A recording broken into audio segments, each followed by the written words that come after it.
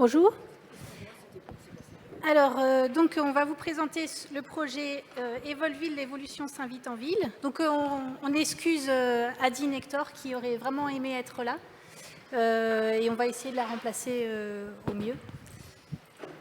Donc, Evolville est un projet qui est porté par le laboratoire Image-Ville Environnement de l'Université de Strasbourg.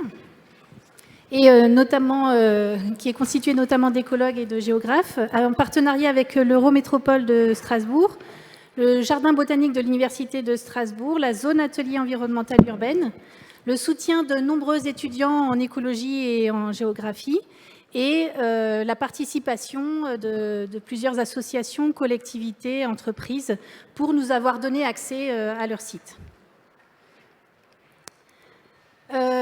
Donc un très bref résumé parce que vous en avez déjà eu ce matin. Donc la recherche en écologie urbaine a pas mal progressé depuis les années 70 et des synthèses toutes récentes ont été produites qui ont notamment mis en évidence l'existence de nombreux travaux en écologie urbaine décrivant des patrons de réponse des animaux et végétaux à l'urbanisation, en se basant sur des approches taxonomiques, de dénombrement des espèces et de leur abondance, et en se basant pour évaluer l'urbanisation sur des approches surtout structurelles et spatiales, donc des gradients ville-campagne ou des mesures de fragmentation du paysage. Donc, nous, à travers cette étude, on propose d'apporter, de contribuer à la recherche en écologie urbaine en complétant ces approches avec une étude du milieu urbain incluant, outre les caractéristiques bâties, les caractéristiques naturelles, environnementales et humaines du paysage, d'associer à l'approche taxonomique une approche phylogénétique, donc, qui informe sur l'histoire évolutive des espèces, et fonctionnelle, donc qui s'intéresse aux caractéristiques morphologiques, physiologiques et phénologiques de ces espèces, dans le but d'analyser les mécanismes sous-jacents aux patrons observés sur ces territoires. Et bien évidemment, on cherche à apporter des clés de compréhension pour une meilleure prise en compte de cette biodiversité dans la gestion des espaces au quotidien et l'aménagement des villes. Donc nos questions sont de comprendre les mécanismes d'adaptation des communautés et populations végétales à l'urbanisation. Donc pour ça, on se base sur un échantillon assez conséquent de sites, 60 sites herbacés mésophiles répartis sur Strasbourg et les communes voisines. Donc, on a cherché à avoir des sites. Donc, on met de côté les espaces boisés, les zones humides, les pelouses sèches pour vraiment tenter d'avoir des formations végétales homogènes et comparables entre elles au sein de ces 60 sites. Et pour décrire nos facteurs d'influence majeurs, donc on a tout d'abord, à l'échelle du quartier, considéré la fragmentation du paysage, donc verticale par les bâtiments, donc la compacité des bâtiments, et horizontale, la densité de routes présente dans ces quartiers. La quantité d'habitat naturel dans le voisinage et aussi la continuité des espaces de nature, donc en se basant sur des outils télédétection.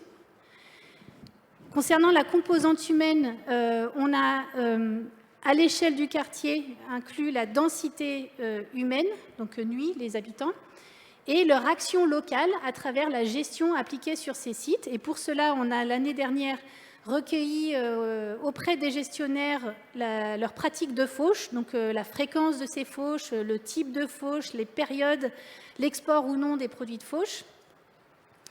Et enfin, nous sommes en train de recueillir des données sur les conditions environnementales des sols à travers donc, ce qui est représenté en image des profils de sol et des analyses de sol qui sont, enfin des échantillons qui ont été emmenés en laboratoire pour des analyses sur la granulométrie, le pH, enfin des données typiques pour caractériser ces sols, ainsi que la densité de ces sols. Et pour le climat local, donc on essaye d'être original et d'apporter nous aussi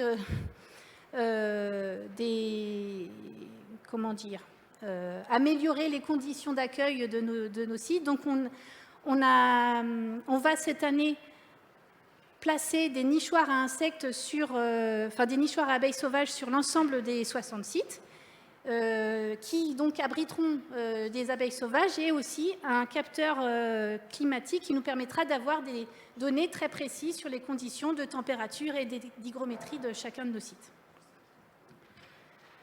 Donc nos objectifs sont d'évaluer donc chacun de ces gradients à l'échelle locale et paysagère, donc pris indépendamment sur les communautés de plantes les communautés et les populations de plantes, mais aussi d'évaluer donc l'effet de leur combinaison, notamment des facteurs à l'échelle du quartier, au sein de formes urbaines, puisqu'on peut on peut s'attendre à ce que certains facteurs pris indépendamment n'aient pas d'impact sur les communautés ou les populations, mais le fait de les retrouver en assemblage peut induire un effet synergique de ces facteurs pris ensemble. Et enfin, on étudie également l'interaction entre les facteurs locaux et donc, ces formes urbaines.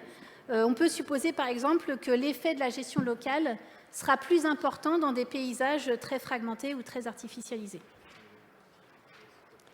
Alors pour construire nos formes urbaines, on a adopté une méthode qui avait déjà été présentée ce matin. Donc on a repris nos 5 gradients paysagers à l'échelle du quartier, que vous retrouvez avec les petits icônes. Et donc, à partir d'une analyse en composantes principales, en déduire 5 grandes formes urbaines qui donc vont se répartir le long d'un axe d'urbanisation de droite à gauche. Et donc, pour voir les choses un peu mieux, vous avez ici représenté donc des diagrammes pour les 5 formes urbaines. Et on voit bien à gauche, donc sur le premier, un gradient de compacité croissant qui va à l'inverse d'un gradient tout à droite de continuité de végétation décroissant. Mais on peut voir aussi sur le deuxième, donc la densité de route, que les formes 1 et 2 ont le même niveau de fragmentation horizontale. Et pour le taux de végétation, donc le 4e graphique, on voit que les formes 2 et 3 ont également un même taux de végétation. Alors, en prenant l'occupation des sols à l'échelle de ce territoire, on peut tenter d'interpréter ces 4 formes urbaines. Donc ici, vous avez uniquement 4 exemples de sites qui sont représentatifs de ces formes. Donc la forme 1 est dominée par des espaces naturels continus avec parfois des espaces agricoles. La forme 2, donc urbain peu dense et peu fragmenté, dominée par des activités économiques avec une présence d'espaces verts d'entreprise ou de friches, donc peu dédiés au public. La forme 3, donc un paysage urbain moyennement dense et moyennement fragmenté, dominé cette fois-ci plutôt par des équipements, peu d'habitations, et cette fois-ci des espaces de nature dédiés au public, donc des parcs, des jardins, des terrains de sport. Et enfin, la 4e forme, l'urbain très dense et très fragmenté, dominé par des logements collectifs et notamment des grands ensembles des années 70, avec la présence d'équipements et des espaces de nature dédiés aussi au public, mais très rares et fragmentés. Et là, vous avez donc la répartition, donc les 60 sites avec leur buffer de 200 mètres autour, et on peut voir qu'on a une sorte de gradient spatial, notamment les formes 1, donc dominées par des espaces de nature qui se retrouvent à la périphérie au sud et au nord, et après un gradient qui va vers le centre, plus on monte dans les formes. Mais on voit bien que ce n'est pas un gradient complètement tranché, donc le côté spatial ne peut pas expliquer complètement nos formes. Voilà, je vais laisser la parole à Laurent. Et donc, pour revenir sur les mécanismes donc, des réponses de la végétation à ces différentes formes de gradients urbains, on fait l'hypothèse donc, de 3 réponses de la végétation. Tout d'abord, l'accommodation. Les espèces sont capables donc, de supporter différentes conditions environnementales. À partir d'un même génotype, on peut avoir l'expression de différents phénotypes dans différents environnements, sans forcément avoir quelque chose de fixé génétiquement, donc une forte plasticité de ces espèces. La deuxième réponse, elle est forcément liée, donc inversement liée à l'accommodation, l'adaptation génétiquement fixée, donc l'environnement agit comme une pression de sélection et sélectionne des génotypes au sein de nos espèces qui sont adaptés à des conditions environnementales urbaines précises. Enfin, une réponse toute bête, mais en présence-absence, une espèce ne peut pas supporter telle condition urbaine par rapport à une autre. Et donc, on a une extinction de ces espèces, voire un remplacement, extinction-recomposition, donc en présence-absence, cette fois-ci, des espèces dans des conditions environnementales données. Alors, pour répondre à ces différents mécanismes, c'est facile à énoncer, mais on peut y répondre avec différents jeux de données. Donc, ça va mettre en place une méthodologie. La première, donc à l'échelle des communautés pour l'extinction-remplacement des espèces, et pour les deux autres alternatives, donc à l'échelle des populations cette fois-ci, d'individus au sein des espèces. Et donc on va avoir clairement deux échelles de variation intra- et interspécifiques que je vais vous présenter tout de suite. Mais tout d'abord, déjà pour arriver à dissocier adaptation d'accommodation, c'est pas si simple. Je viens de l'énoncer, hein, il y a un terrain génétique. Alors comment on peut démontrer une adaptation ? On n'est pas parti sur le fait de faire une étude génétique très poussée pour cette question-là. On va tout simplement jardiner. Alors jardiner comment ? Soit en faisant quelque chose qui est quand même assez lourd, transplantation croisée. On prend des génotypes potentiels, en tout cas des formes, des phénotypes différents, et on les croise dans des environnements donc croisés. C'est quelque chose quand même qui est assez lourd. On s'est orienté, nous, sur quelque chose qui est un peu plus courant dans la littérature. Hein, c'est la culture en jardin botanique, donc culture en conditions similaires, identiques, pour voir si les variations et les formes qu'on voit sur le terrain, qu'on mesure sur le terrain, sont conservées en jardin botanique et on a une adaptation, ou si on a quelque chose de plastique avec des formes qui varient à partir d'une même localité, une fois qu'on est en jardin botanique. Il nous fallait quand même des traits à mesurer. Donc sur les 60 sites, on a déjà sélectionné 4 espèces, j'y reviendrai, et il fallait forcément voir comment se fait l'adaptation ou la variation de type accommodation, la plasticité sur des traits, et on a choisi donc de s'orienter sur des traits fonctionnels. Ces traits fonctionnels, c'est des caractéristiques des espèces qui se mesurent à l'échelle des individus et qui sont liées à la performance d'une espèce dans un environnement donné.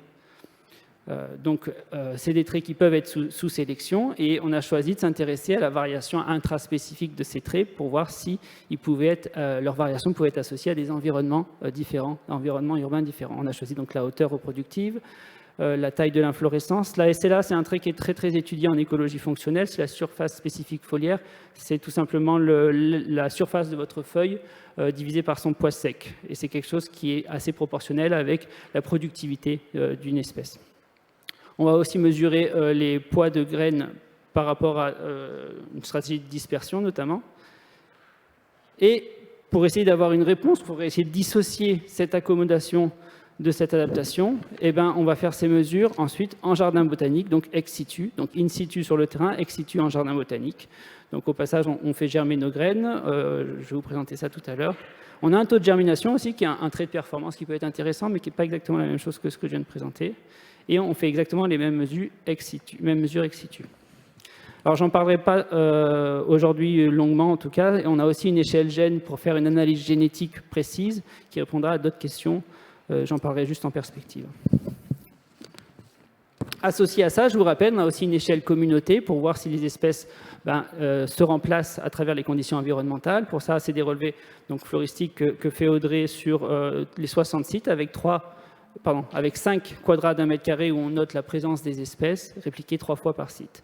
Ça va nous permettre de calculer des métriques aussi de diversité taxonomique, fonctionnelle, avec ces traits fonctionnels encore une fois, et phylogénétique à travers la représentation de nos communautés sur ce grand arbre phylogénétique de tout le projet Evolville, représenté en bas de la diapo. Sur le choix des espèces, ça ça aurait pu paraître compliqué, ça s'est quand même assez rapidement imposé. Dans le top 10 des espèces relevées dans les relevés donc, de notre projet, on avait un certain nombre d'espèces donc, qui étaient souvent associées à une pratique donc, de semences en ville, donc on les a retirées, c'est notamment quelques graminées, pour être sûr qu'on travaille sur des génotypes entre guillemets locaux, en tout cas pas sans avoir un effet de cet apport horticole. Des espèces à la taxonomie un peu plus complexe avec Taraxacum par exemple, ou des polyploïdes aussi. Donc on a choisi des espèces qui s'hybrident peu, qui ne sont pas connues pour s'hybrider, et enfin qui ont une phénologie assez proche pour essayer de travailler sur le terrain en pouvant mesurer les 4 espèces à chaque passage pour quelque chose de pratique. Et donc ça, on a retenu le plantain, le dactyle, la luzerne, l'upuline et le trèfle des prés. Vous voyez, ils ont aussi, c'est intéressant, hein, ils ont une position par rapport à la gestion et notamment à la fauche qui est différentielle, et ça va peut-être être intéressant aussi en termes de réponse de ces espèces. Par exemple, est-ce qu'elles peuvent aller jusqu'au bout de leur cycle dans des milieux très fauchés ou est-ce qu'elles sont uniquement en multiplication végétative? Alors sur les résultats préliminaires, je vous présente à l'échelle espèce, hein, à l'échelle intraspécifique, je vous présente rapidement des résultats in situ. Notre volonté, c'est quand même de ne pas trop vous présenter de résultats parce que pour l'instant, cette échelle n'est pas terminée, notamment en la comparant avec l'ex situ. Mais on voit que in situ, donc des mesures de traits faites sur le terrain, dans nos 60 sites, il semble qu'on ait des effets de la gestion sur les parties plutôt végétatives et de la composition du paysage, notamment en termes de végétation sur les parties reproductives. Mais j'espère qu'on pourra vous présenter ça donc, certainement la prochaine fois en le comparant avec l'ex situ pour réellement interpréter ces effets d'adaptation ou d'accommodat. La partie ex situ, elle est en cours. Hein. C'est une étude. Donc, en 2021, on a pu faire une étude pilote. On a pu apprendre à jardiner, on va dire ça comme ça. Et on a récolté aussi 150 graines de stations différentes pour nos 4 espèces. Et donc, on prévoit là, cette année, la manip est en cours, vous le voyez, 800 individus en pot pour nos mesures de traits, ce qui est quand même une sacrée manip à gérer.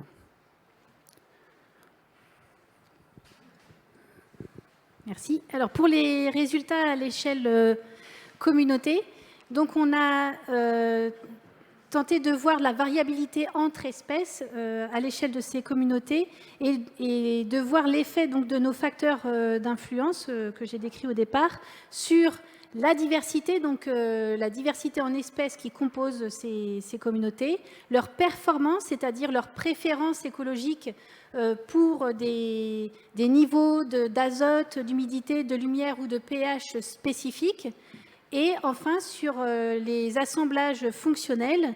Donc pour ces traits fonctionnels, on a pris en compte le type biologique, la taille, la durée de floraison des espèces et leur dépendance aux insectes pour leur pollinisation. Donc on s'est basé pour le choix de ces traits et performances sur une synthèse récente qui dresse notamment les traits les plus sensibles à l'urbanisation. Donc pareil, ce seront des résultats préliminaires. Ce qu'on voit, c'est qu'à l'échelle sur la diversité, on a un effet marqué de la gestion sur les diversités spécifiques et phylogénétiques, peu d'influence du paysage sur ces diversités, enfin des gradients paysagers étudiés, mais par contre une influence de leur combinaison, des formes urbaines. Donc, comme exemple, vous avez ici représenté à gauche l'effet du nombre de fauches par an. Donc on a de 0 à 15 fauches sur ces 60 sites, et on voit qu'on a une richesse qui est diminuée de 40% en passant de 0 à 15 fauches. Et concernant les formes urbaines, on a une richesse qui est diminuée de 25% entre les formes 1, donc dominées par des espaces de nature, et 3, ces formes qui étaient plutôt dominées par des équipements. Les effets sur les performances, cette fois-ci, des espèces. Donc, à l'inverse de la diversité, la gestion locale n'a pas d'influence sur les performances des espèces. Par contre, les gradients paysagers, donc, et notamment les 3 composantes, bâties, humaines et végétales, vont sélectionner des espèces aux écologies différentes, à la fois pour leur tolérance à l'azote, à l'humidité et à la lumière. Et un nouvel effet qu'on voit ici, c'est l'interaction entre le local et les formes urbaines. Donc, je vous mets l'exemple pour le pH. On voit donc à nouveau en abscisse l'effet du nombre de fauches pour les 4 formes, j'ai repris les codes couleurs, et les classes de pH. Et ce qu'on voit, c'est que lorsqu'on augmente le nombre de fauches, on sélectionne des espèces tolérant des pH de plus en plus acides. Et cette relation n'est visible que dans la forme 2, qui, je rappelle, est dominée par des zones d'activité. Donc, c'est des résultats qui vont... Et ce qu'on voit surtout, c'est que le lien, l'interaction forme-gestion, c'est que cette relation n'est pas visible pour les 3 autres formes. Elle est présente que dans cette forme-là. Et ce qui va être intéressant, c'est de comparer ces résultats avec les analyses de sol qu'on est en train de mener. Et enfin, sur les traits fonctionnels, cette fois-ci, à la fois, la gestion locale, les gradients paysagers, leur combinaison et leur interaction influencent l'assemblage fonctionnel des espèces. Donc, je ne vais pas le détailler et il risque de bouger encore puisqu'il y a des facteurs qu'on n'a pas encore pu considérer, comme les conditions environnementales.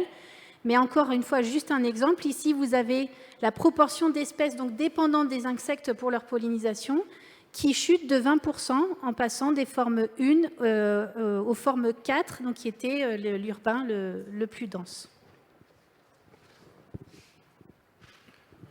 Donc en résumé, pour l'avancée du projet, notre échelle communauté est déjà bien remplie. On a des éléments de réponse que Audrey vient de vous présenter. On a aussi pas mal travaillé sur nos variables environnementales, bien sûr, pour comparer donc, nos variables de réponse à nos variables environnementales. Même si ce n'est pas totalement bouclé encore, on a une bonne avancée de réflexion. Reste à finaliser l'échelle population, notamment avec l'in situ pour le comparer avec l'ex situ. Et enfin, trancher entre accommodation et adaptation pour nos traits et pour nos différentes espèces. Et enfin, je vous en parlerai certainement la prochaine fois, une échelle gène cette fois-ci avec une analyse génétique sur certaines de ces espèces-là pour plutôt parler de variables de type diversité génétique et brassage. Est-ce que notamment les populations fonctionnent au niveau brassage génétique? Donc toujours sur ces notions de fonctionnement d'écosystème. Et rapidement, en termes de communication, on vous a mis quelques documents déjà qui ont été publiés dans la revue de la zone atelier urbaine sur l'Eurométropole de Strasbourg. Un bilan locaux des sites Evolville, donc site par site, avec des données en termes de diversité et de fonctionnement à la demande. Ou des vidéos sur les projets grâce à notre laboratoire, où vous allez pouvoir voir d'autres sujets qui se greffent un peu sur Evolville, notamment des collègues qui travaillent en télédétection pour la modélisation de la biodiversité à partir d'images satellites, images drones. Et enfin, la participation des étudiants de l'In Situ Lab, donc c'est un diplôme supérieur d'art appliqué, et notamment avec Nicolas Couturier et Cécilia Gurzik, où on a beaucoup apprécié donc, leur rapport, leurs perceptions, qui sont assez inspirantes. Donc, ils travaillent beaucoup sur la perception des sites, une perception qui vient vraiment enrichir le projet. Voilà. Et je remercie au passage tous les stagiaires qui font énormément avancer le projet. Merci.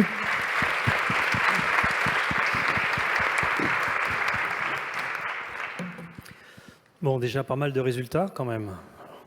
Donc c'est assez intéressant. Il y a des questions, c'est maintenant les questions pour vous. Est-ce qu'il y a des questions dans la salle? Moi j'ai une question naïve. Peut-être pas d'ailleurs. Vous parlez d'adaptation, de plasticité. Est-ce qu'on peut relier ça assez facilement à généraliste et spécialiste? C'est ce que moi j'ai tendance à faire sur les mammifères, mais chez les plantes, est-ce que ça marche aussi facilement? Je dis ça pourquoi? Je vous laisse réfléchir. Je dis ça pourquoi? Parce que ça fait aussi...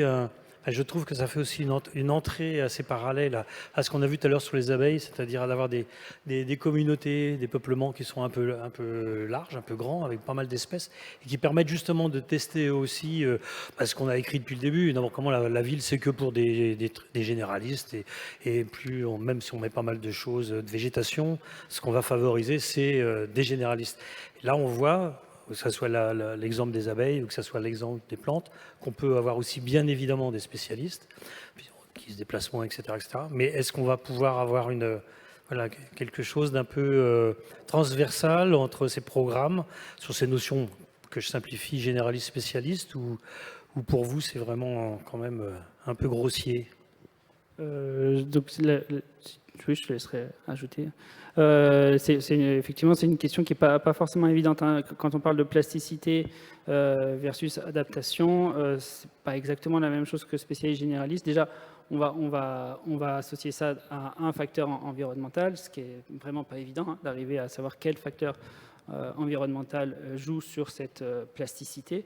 En fait, cette plasticité, donc la capacité d'une espèce à supporter différentes conditions environnementales et d'y répondre avec certains phénotypes, certaines formes, effectivement, ça pourrait être le fait d'être, si cette plasticité est large, ça pourrait être le fait d'être généraliste, mais pour un facteur donné, encore une fois. Et par contre, sur le terme d'adaptation, c'est pas évident. Il faut aussi penser à ces espèces qui, par exemple, supportent bien les perturbations, donc qui vont être relativement plastiques à ces perturbations, mais peut-être que du coup, elles y sont adaptées, parce que la plasticité, c'est pas une adaptation. Donc, c'est pas toujours évident. C'est pas évident. Bon, c'est bien ce qui me semblait. Tu veux rajouter quelque chose? Non, mais c'est juste que cette notion spécialiste généraliste, l'intérêt avec cette étude, c'est qu'on pourra, j'espère, l'évaluer à ces deux échelles, donc via ce côté plasticité et adaptation, et puis à l'échelle des communautés avec nos traits, de voir, par exemple, la durée de floraison, plus elle va être large à l'échelle des communautés, et plus on peut se dire qu'elles sont très généralistes ou spécialistes. Donc on va tenter de répondre à ça. Bon, ça, c'est des débats qu'on devra avoir, je pense, et que l'équipe qui a travaillé donc sur Aix pourra certainement aussi avoir des approches en définissant un peu mieux ce qu'ils entendaient par les abeilles spécialistes ou généralistes. Nathalie. Moi, c'est la même question, mais c'est la durée du cycle de vie que vous allez prendre en compte, parce qu'évidemment, les phénomènes évolutifs, ils sont plus rapides pour les espèces annuelles que pour d'autres qui durent plus longtemps. Si la durée du cycle de vie, c'est en gros boucler son cycle, une des approches, ça me permet de parler un petit peu de génétique quand même, une des approches de l'analyse génétique, c'est effectivement de voir si ça brasse bien. Et donc, s'il y a reproduction sexuée, et donc si le cycle est bouclé. Donc, effectivement, donc je le montrais avec la diapo du choix des espèces, hein. Une des questions qu'on se pose, c'est est-ce que les espèces qui ont une inflorescence quand même assez grande, dans des sites extrêmement fauchés, hein, on peut dépasser largement 10 fauches par an sur certains sites, est-ce qu'elles arrivent quand même à avoir une reproduction, à boucler leur cycle? Si elles y arrivent, normalement, ça brasse bien, on ne devrait pas avoir un déficit d'hétérozygote observé, et si ça ne brasse pas, normalement, on devrait quand même voir quelque chose au niveau génétique. Donc c'est au niveau fonctionnement, et donc cycle de reproduction, c'est un des points que pourrait apporter l'analyse génétique dont je n'ai pas parlé aujourd'hui. Est-ce qu'il y a des questions?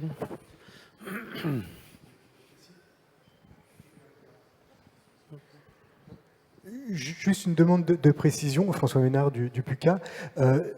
J'ai peut-être pas bien écouté, mais j'ai l'impression que l'activité humaine dans votre analyse est appréhendée uniquement à travers le fauchage. C'est bien ça? Non, non, alors en fait, c'est pour ça que c'est des résultats préliminaires. C'est que pour l'instant, on n'a pris que cette variable parce qu'on voulait une variable vraiment continue. Et en fait, on va peut-être partir sur la même chose que les formes urbaines, parce qu'on s'aperçoit qu'il y a des formes de gestion, c'est-à-dire des pratiques de gestion. Lorsqu'il n'y a qu'une fauche, voire deux par an, c'est essentiellement des fauches broyées, avec non-export. Par contre, lorsqu'on dépasse 5-6 fauches, c'est souvent des fauches coupées, avec export de la matière organique. Donc, pour l'instant, on n'est resté que sur le nombre, pour vraiment avoir quelque chose d'assez fin. Mais l'idée d'après, c'est de travailler sur des pratiques de gestion globale. Je broie qu'une fois par an sans exporter, ou je fauche X fois, de nombreuses fois et je laisse sur place ou j'exporte, voilà. Ça sera des grandes catégories. Mais on a ces données, pour l'instant, on ne les a pas complètement toutes exploitées. Et ce qu'on aimerait aussi, c'est inclure une donnée sur l'histoire de ces sites, d'avoir l'âge. Donc ça, on l'a récolté auprès des gestionnaires, mais pour qu'une partie des sites. Donc il faudra le compléter par des analyses cartographiques pour vraiment avoir une idée de l'historique des sites. Pour prolonger la question, ça veut dire que c'est des sites où il n'y a pas ni engrais, ni pesticides, ni arrachage manuel de pissenlit, ni écrasement par le passage des gamins, oui, exactement. Alors, ah oui, d'accord, c'était qu'est-ce qui manquait? Alors, l'engrais, on l'a demandé, mais sur aucun des sites, on en a. Les pesticides, ils sont interdits partout, donc, en tout cas, sur l'ensemble des sites qu'on suit. On n'a pas de site avec... c'est des données qu'on a requises auprès des gestionnaires, mais où il y avait 0 partout, tant mieux. Donc, on ne peut pas évaluer l'effet des pesticides, mais bon, à la limite, tant mieux. Et par contre, le côté fréquentation, c'était une mesure qu'on voulait avoir, à laquelle on a réfléchi longuement. Pour l'instant, ce qu'on a, c'est la densité humaine du quartier et lorsqu'on a fait nos analyses de sol, donc je vous ai dit, c'est des analyses classiques, et il y a une analyse un peu plus particulière qui consiste à avoir un niveau de compacité du sol. Donc c'est des sortes d'anneaux en acier qu'on plante dans le sol, et après on analyse simplement la densité, ce qui nous donne une idée un peu du tassement du sol. Donc c'est pour l'instant l'approche qu'on a trouvée pour avoir une idée un petit peu du niveau, en tout cas de piétinement, quoi. Et vous n'avez pas non plus oui, vas-y. Oui, et c'est pas encore fait, parce que on en a là on est parti sur 30 ans de projet. Donc, non, je rigole, mais on est encore en train de rajouter des choses et du coup, on est en train de se demander si on ne va pas rajouter, donc avec nos collègues qui travaillent sur la télédec, ils travaillent aussi sur la phénologie et les variations de phénologie sur ces espaces herbacés, et donc peut-être rajouter des caméras sur lesquelles on aurait une prise d'image pour cette phénologie, mais sur lesquelles on pourrait éventuellement prendre aussi une enquête fréquentation des sites.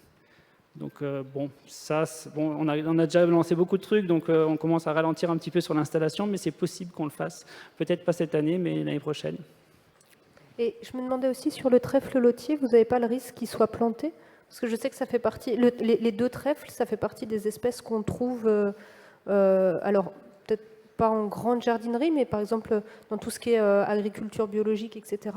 Ça fait partie des plantes hyper classiques. Oui, on a choisi plutôt le trèfle des prés, mais c'est pas impossible. Le lotier, on l'a pas choisi finalement, on a gardé la luzerne lupuline. C'est pas impossible. On a éliminé certaines graminées super chouettes pour ça justement, hélas. Donc on a déjà éliminé quelques espèces, mais pour l'instant, on n'a pas encore fait aussi notre choix pour les espèces qu'on a étudiées génétiquement. Si c'est planté pour la question remplacement d'espèces, ça ne nous paraît pas si grave, entre guillemets. Mais par contre, effectivement, sur l'analyse génétique, ce serait bien de choisir des espèces où on est à peu près certain. L'analyse génétique, il y a d'autres paramètres dont je ne parle pas, et le paramètre financier, tout simplement, qui fait qu'il y a beaucoup de variables à confronter pour faire un choix final, et on ne l'a pas encore totalement arrêté. Une dernière question? Bon. Merci.